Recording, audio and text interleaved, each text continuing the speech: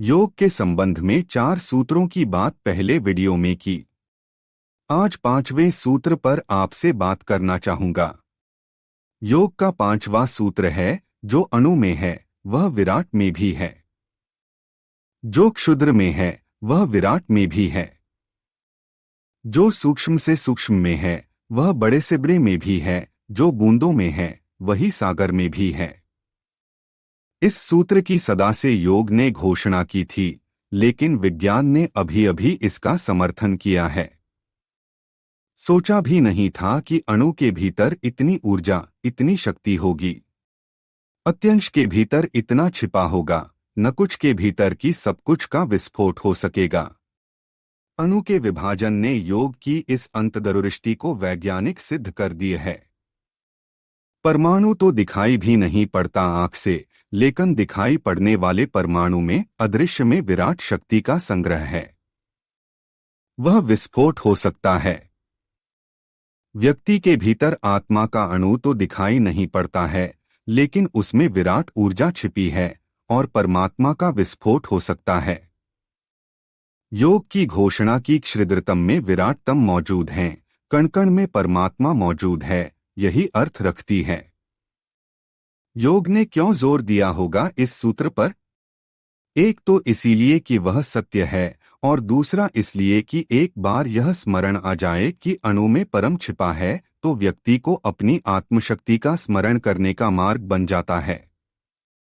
व्यक्ति को क्षुद्र अनुभव करने का कोई भी कारण नहीं है, क्षुद्रतम को भी क्षुद्र अनुभव करने का कोई कारण नहीं है। इसमें उल्टी बात भी ख्याल में ले लेनी जरूरी है कि विराटतम को भी अहंकार से भर जाने की कोई जरूरत नहीं है, क्योंकि जो उसके पास है वह क्षुद्रतम के पास भी है। सागर के पास है वह एक छोटी सी बूंद के पास भी है। क्षुद्रतम को हीन होने का कोई कारण नहीं है, विराटतम को अहंकार से भर जाने का कोई कारण नहीं है। न हीनता का कोई अर्थ है, न श्रेष्ठता को कोई अर्थ है। ये दोनों ही व्यर्थ हैं। इस सूत्र से ऐसा निष्पक्ष होता है। आदमी दो ही बातों के चक्कर में जीवन को नष्ट करता है। या तो वह हीनता के बोध से पीड़ित होता है, इंफीरियरिटी के बोध से पीड़ित होता है। अभी तो एडलर ने इंफीरियरिटी कॉम्प्लेक्स सभी की जबानों पर पहुंचा दिया है। हीन ग्रंथि। या तो व्यक्ति हीन ग्रंथि से पीड़ित होता है और निरंतर अनुभव करता है कि मैं कुछ भी नहीं हूं, न कुछ हूं। जैसा कि उमर खयाम की प्रसिद्ध पंक्ति को आपने सुना होगा, डस्ट इनटू डस्ट, मिट्टी में मिट्टी लौट जाती है और कुछ भी नहीं है। हीनता अगर व्यक्ति को पकड़ ले तो बहुत गहरे और बहुत भीतर से रुग्णता, डिसीज पकड़ लेती है। कोई अगर ऐसे जीने लगे कि जैसे कुछ भी नहीं है, तो जीना ही मुश्किल हो जाता है, वह जीते जी मर जाता है। बहुत कम ही लोग हैं जो मरने तक जिंदा रहते हों, अधिक लोग पहले ही मर जाते हैं। अक्सर तो ऐसा होता है कि 70 साल में दफनाए जाते हैं, मरना तो बहुत पहले हो गया होता है। मरने और दफनाने के समय में 30-30, 40-40, 50-50 साल का फासला होता है। जिस दिन लगता है हीनता पकड़ लेती है भीतर। और अगर इस चारों तरफ फैले हुए विराट को देखेंगे तो हीनता पकड़ ही लेगी। क्या है स्थिति मनुष्य की? कुछ भी नहीं है। सागर की लहरों पर एक तिनका मालूम होता है। न कोई दिशा है, न कोई शक्ति है। अगर ऐसी हीनता मन को पकड़ ले तो जीते जी जीवन उदास और मृत हो जाता है, राख हो जाता है, अंगार बुझा बुझा हो जाता है। और अगर भीतर अपना ही जीवन बुझ जाए, बुझा बुझा हो जाए, अपने ही दिए की ज्योति बुझ जाए, तो फिर सूर्य के प्रकाश का भी क्या करिएगा? होगा प्रकाश, लेकिन इससे कोई अर्थ नहीं रह जाता। व्यक्ति के भीतर विराट है, इसका स्मरण जरूरी है। व्यक्ति के भीतर अनंत है, इसका स्मरण जरूरी है। व्यक्ति के भीतर परमात्मा है, इसका स्मरण जरूरी है, ताकि व्यक्ति हीन न हो जाए। और मजे की बात है कि हीनता को मिटाने के लिए व्यक्ति श्रेष्ठता की कल्पनाओं में पड़ जाता है, सुपीरियरिटी कॉम्प्लेक्स। वह जो हीनता की भावना है उसे दबाने के उपाय में लग जाता है। लगती है भीतर हीनता तो आदमी धन कमाने लगता है ताकि धन कमाकर दुनिया को बता दे और खुद भी समझ ले कि नहीं, कुछ भी नहीं, बहुत कुछ, ताकि सिंहासन पर खड़े होकर घोषणा कर दे कि कौन कहता है कि मैं कुछ भी नहीं हूँ, मैं कुछ हूँ। हीनता ही श्रेष्ठता की दौड़ बन जाती है। इसलिए जितने लोग श्रेष्ठ होने की पागल दौड़ में होते हैं, भीतर हीनता की ग्रंथि से पीड़ित होते हैं। एडलर ने तो बहुत अद्भुत बातें कही हैं। उसकी बातें अर्थपूर्ण हैं। उसने कहा है कि अक्सर जो लोग दौड़ में प्रथम आते हैं वे ही होते हैं जो बचपन में लंगड़ाते हैं, और जो लोग संगीत में बहुत कुशल हो जाते हैं वे ही होते हैं जो बचपन में जरा कम सुनते हैं, और जो लोग राष्ट्रपति बन जाते हैं और प्रधानमंत्री हो जाते हैं वे अक्सर वे ही लोग हैं जिनको स्कूल की बेंचों पर पीछे बैठना पड़ता था। वह जो चोट लगती है हीनता की, वह सिद्ध करने निकल पड़ते हैं दुनिया में कि हम कुछ हैं, दिख देंगे कि हम कुछ हैं। इसलिए राजनीतिज्ञ अगर हीनता से पीड़ित होता है तो आश्चर्य नहीं। भीतर एक कीड़ा लगा हुआ है कि वह कुछ भी नहीं है, और वह मन को दुखाती है, तकलीफ में डाल देता है, दौड़ाता है। लेकिन अगर कुर्सी पर बैठता था तो उसके पैर जमीन तक नहीं पहुंचते थे। उसके ऊपर के शरीर का हिस्सा बड़ा था और पैर छोटे थे। वह कुर्सी पर बैठे तो साधारणतः पैर जमीन नहीं छू पाते थे। हिटलर अत्यंत साधारण बुद्धि का व्यक्ति था और सेना में साधारण हैसियत का सिपाही था, और वहां से भी अनफिट होकर, अयोग्य होकर निकाला गया था। स्टालिन एक चमार का लड़का था और लिंकन भी एक चमार का लड़का था। अगर हम दुनिया के राजनीतिज्ञों के पीछे झांकें तो बहुत हैरानी होगी, इन्हें कहीं न कहीं बचपन में लगी हीनता की चोट इनकी दौड़ बन गई है। ये विक्षिप्त होकर दौड़ पड़े हैं, और जब तक ये किसी पहाड़ पर न चढ़ गए तब तक उन्होंने तृप्ति न पाई। पहाड़ पर चढ़कर तो इन्होंने दुनिया को दिखा दिया कि मैं कुछ हूं, लेकिन निश्चित स्वयं वे कुछ भी न थे। इसलिए सभी पद, सभी धन, सभी यश पाने वाले अंततः व्यर्थ मालूम पड़ते हैं। जब वह सिंहासनों पर खड़ा हो जाता है तब वह पाता है कि खड़ा तो मैं ही हूं, सिंहासन भला मिल गया, लेकिन मैं तो मैं ही हूं, और वह हीनता का घुन खाए जाता है। इसलिए बड़े से बड़ा पद कोई तृप्ति नहीं लाता। बड़े से बड़े पद के आगे भी दौड़ बनी रहती है। और जब किसी ने सिकंदर से कहा था कि मैंने सुना है तुम सारी दुनिया जीत लोगे, लेकिन कभी यह भी सोचा है कि दुनिया जीत लेने के बाद फिर क्या करोगे, क्योंकि एक ही दुनिया है। तब सुना है मैंने, सिकंदर बहुत उदास हो गया और उसने कहा था वह तो मैंने सोचा ही नहीं। ठीक कहते हैं, अगर पूरी दुनिया जीत लूंगा तो फिर क्या करूंगा, दूसरी दुनिया कहाँ है। क्योंकि पूरी दुनिया जीतने के बाद भी सिकंदर के मन में जो हीनता पकड़ी होगी उससे तो छुटकारा नहीं है।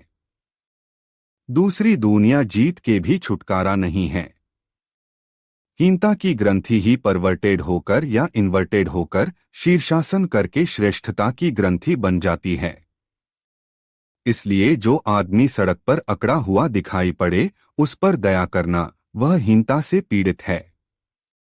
किसी को जरा धक्का लग जाए तो वह कहता है, जानते नहीं मैं कौन हूं।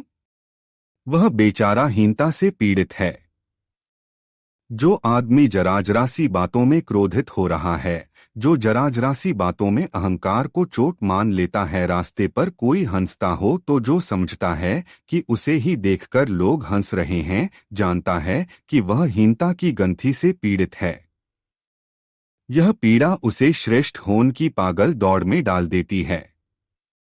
हीनता रोग है। श्रेष्ठता रोग को दबाने के लिए महारोग है। और कई बार दवाएं बीमारियों से भी ज्यादा खतरनाक सिद्ध होती हैं। दबाई गई बीमारियां और भी खतरनाक सिद्ध हो जाती हैं। तो योग दूसरी बात भी स्मरण दिलाना चाहता है। वह यह कहता है कि परमात्मा भी अगर कहीं है तो वह भी इस अहंकार में भर जाए कि मैं कुछ हूं, क्योंकि जो उसके पास है वह मिट्टी के कण के पास भी है।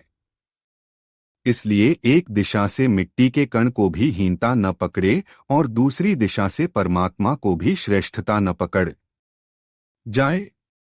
और तब कोई हीनता और श्रेष्ठता दोनों से मुक्त होता है, तभी समत्व को उपलब्ध होता है। योग की यह घोषण मनुष्य के गहरे मानस रोग को मुक्त करने की चेष्टा है।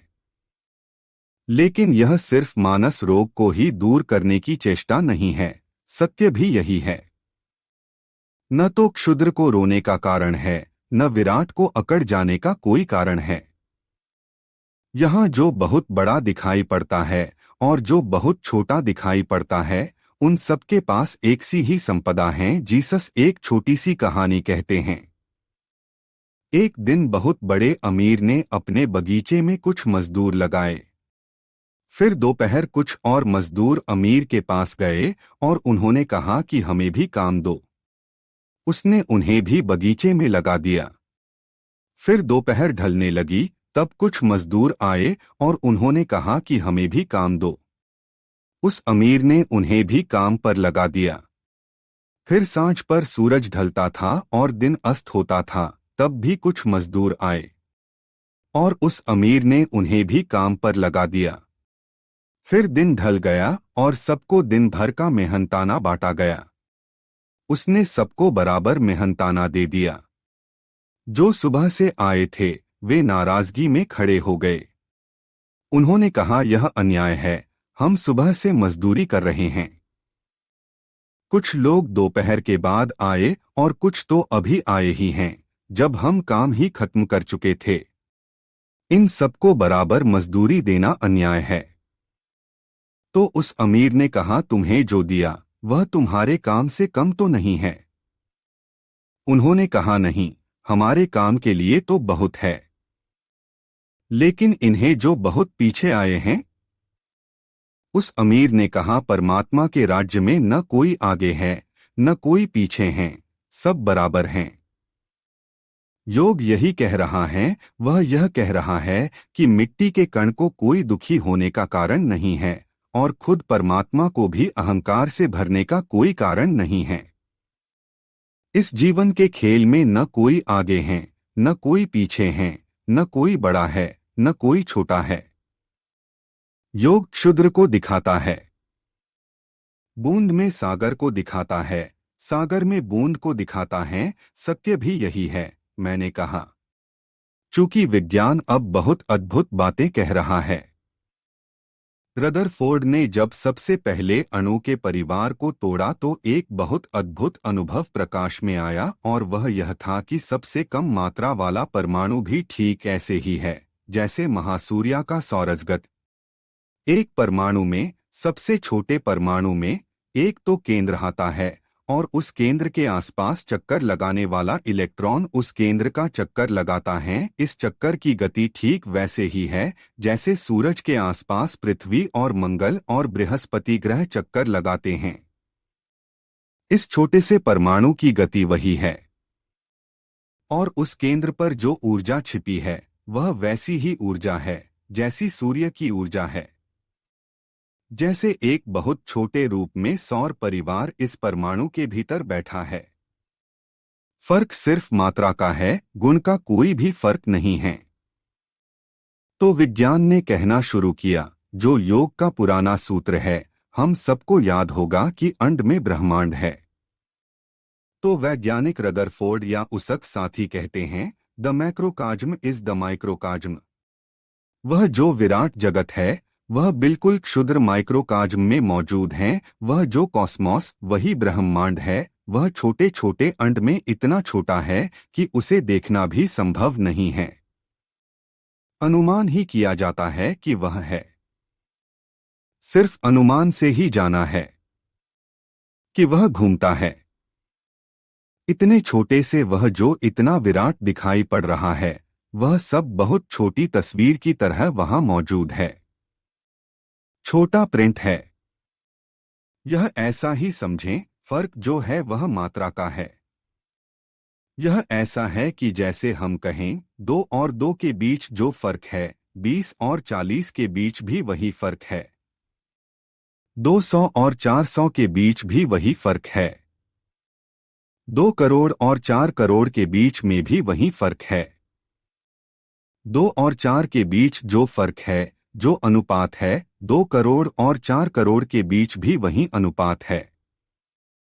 The same proportion. सिर्फ विस्तृत हो गई है संख्या, लेकिन दोनों के बीच अनुपात एक ही है।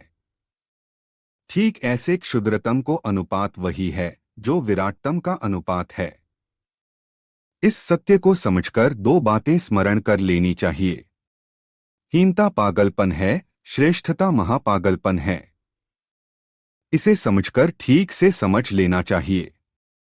अपने को न कुछ समझना भी पागलपन है, अपने को बहुत कुछ समझना भी पागलपन है। योग कहता है तुम जो हो वहां हीन और श्रेष्ठ होने का, दोनों का ही कोई उपाय नहीं है। बस तुम हो, इतना ही जानो, इतना ही काफी है। इसका दूसरा अर्थ यह है कि अपने को तोलो ही मत, डोंट कंपेयर। उसका कुछ अर्थ ही नहीं है। तुलना ही मत करो। तुलना का कोई अर्थ ही नहीं है। 2 और 4 अगर 20 और 40 से तुलना में कोई फर्क नहीं पड़ता। तुलना में कोई अंतर नहीं है, दोनों बराबर हैं। अनुपात बराबर है, प्रपोर्शन बराबर है, इसलिए तुलना व्यर्थ है। इसलिए योग कहता है बूंद की सागर से तुलना मत करो, क्योंकि बूंद छोटा सागर ही है। और सागर को भी अकड़ने का मौका मत दो, क्योंकि सागर फैली हुई बूंद ही है।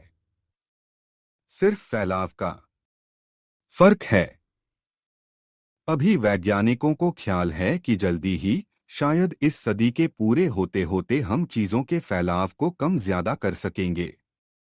21वीं सदी की कहानी मैंने सुनी है कि एक आदमी एक स्टेशन पर उतरता है। उसके पास कोई सामान दिखाई नहीं पड़ता है। सिर्फ एक मचिस की डिब्बी भर उसके बेंच के पास रखी है। और नीचे उतरकर वह जोर से चिल्लाने लगा, 10-20 कुली हों तो आ जाएं। तो पास पड़ोस के यात्रियों ने कहा कि सामान तो आपके पास कुछ दिखाई नहीं पड़ता है, 10-20 कुलियों का क्या करिएगा? तो उस आदमी ने कहा कि सामान मेरा उस माचिस की डिब्बी में रखा है। उन्होंने कहा लेकिन 20-25 कुली उठाएंगे, आप नहीं उठाएंगे। लेकिन उस आदमी ने डिब्बी खोलकर दिखाई तो उसमें एक कार एक डिब्बी के भीतर रखी है। पर उन्होंने कहा यह बच्चों के खेलने की कार होगी, उठा लें। उस आदमी ने कहा यह बच्चों के खेलने की कार नहीं है, सिर्फ कार को कंडेंस किया गया है ताकि छोटी जगह में यात्रा करवाई जा सके। इसको जाकर हम फिर फुला लेंगे। जैसे कि गुब्बारे को हम खोलकर रख लेते हैं तो सिकुड़ जाता है, भीतर हवा भर देते हैं तो फैल जाता है। अब वैज्ञानिक कहते हैं कि लोहे को और सिकोड़ा जा सकता है। जैसे कि गुब्बारों को सिकोड़ते हैं, ऐसे लोहे को भी सिकोड़ा जा सकता है, फैलाया जा सकता है, क्योंकि प्रत्येक चीज परमाणुओं का जोड़ है और परमाणुओं के बीच में बहुत स्पेस है, उस स्पेस को छोटा बड़ा किया जा सकता है। तो यह हो सकता है कि पूरी रेलगाड़ी एक छोटी सी माचिस की डिब्बी में लाई जा सके और फिर वापस फैलाकर बड़ी की जा सके। जिस दिन यह हो जाएगा, प्रयोग तो हो गया है, बड़े पैमाने पर उपयोग में आएगा वक्त पर। जिस दिन यह हो जाएगा, उस दिन बूंद की सागर से तुलना करने में क्या अर्थ रहेगा? सागर सिकोड़कर बूंद बनाया जा सकता है और बूंद को फैलाकर सागर बनाया जा सकता है। व्यक्ति को फैलाकर परमात्मा बनाया जा सकता है, परमात्मा को सिकोड़कर व्यक्ति बनाया जा सकता है। ऐसा हो ही गया है।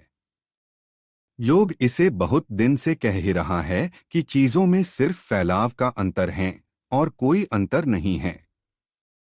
बड़ा और छोटा सिर्फ फैलाव है। छोटा और बड़ा सिर्फ फैलाव है। अंत में आप सबके भीतर बैठे परमात्मा को प्रणाम करता हूं, मेरे प्रणाम स्वीकार करें। यदि आपको यह वीडियो प्रेरणादायक लगी हो तो कृपया हमारे चैनल को सब्सक्राइब करें। हमें आपके विचारों का इंतजार रहेगा। धन्यवाद।